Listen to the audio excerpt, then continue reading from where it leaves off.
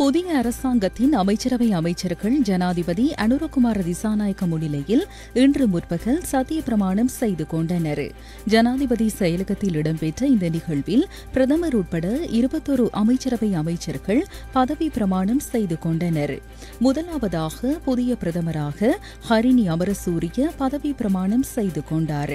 இதனையடுத்து கல்வி, உயர்கல்வி மற்றும் தொழிற்கல்வி அமைச்சராகவும் பிரதமர் ஹரிணி அமரசூரிய பதவி பிரமாணம் செய்து கொண்டார். அதனைத் தொடர்ந்து விஜித்த ஹேரத் வெளிவிவகார, வெளிநாட்டு வேலைவாய்ப்பு மற்றும் சுற்றுலாத்துறை அமைச்சராகவும், சந்தனா அபேரட்ன பொது நிர்வாகம், உள்நாட்டு அலுவல்கள், உள்ளூராட்சி மற்றும் மாகாண சபைகள் அமைச்சராகவும், ஹர்ஷன நாணயக்கார நீதி மற்றும் தேசிய ஒருமைப்பாட்டு அமைச்சராகவும், சரோஜா சாவித்ரி போல்ராஜ் மகளிர் மற்றும் சிறுவர் விவகார அமைச்சராகவும், KD லால்காந்த விவசாயம், கால்நடை வளங்கள், காணி மற்றும் நீர்ப்பாசன அமைச்சராகவும், அனுர கருணாதிலக்க நகர அபிவிருத்தி, கட்டுமானம் மற்றும் வீடமைப்பு அமைச்சராகவும், ராமலிங்கம் சந்திரசேகர் கடற்றொழில், நீரியல் மற்றும் கடல் வளங்கள் அமைச்சராகவும், பேராசிரியர் உபாலி பணிலகே கிராம அபிவிருத்தி, சமூக பாதுகாப்பு மற்றும் சமூக வலுவூட்டல் அமைச்சராகவும், சுனில் ஹந்துன்னெத்தி கைத்தொழில் மற்றும் தொழில் முயற்சியாண்மை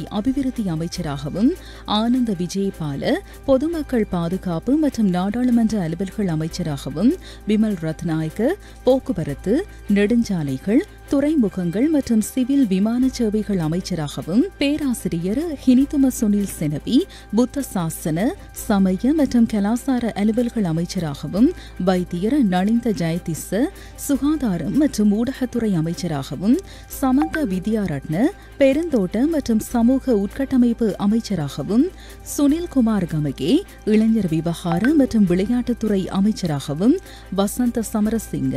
வர்த்தக, வணிக, உணவு பாதுகாப்பு மற்றும் கூட்டுறவு அபிவிருத்தி அமைச்சராகவும், பேராசிரியர் கிருஷாந்த சில்வா அபேசேன விஞ்ஞான மற்றும் தொழில்நுட்ப அமைச்சராகவும், பேராசிரியர் அனில் ஜெயந்த பெர்னாண்டோ தொழில் அமைச்சராகவும், பொறியியலாளர் குமார ஜாய்கொடி வலுசக்தி அமைச்சராகவும், கலாநிதி தமிக பட்டமெந்தி சுற்றாடல் அமைச்சராகவும் ஜனாதிபதி முன்னிலையில் பதவி பிரமாணம் செய்து கொண்டனர். குறித்த அமைச்சரவையில் பேராசிரியர்கள் 4 கலாநிதிகள் 2 வைத்தியர் 1 பொறியியலாளர் 1 சட்டத்தரணி 1 உள்ளடங்குகின்றனர். இதேவேளை பாதுகாப்பு, நிதி மற்றும் பொருளாதார அபிவிருத்தி, டிஜிட்டல் பொருளாதாரம் ஆகிய அமைச்சுகள் ஜனாதிபதி அனுரகுமார திசாநாயக்கவின் கீழ் தக்க வைக்கப்பட்டுள்ளன.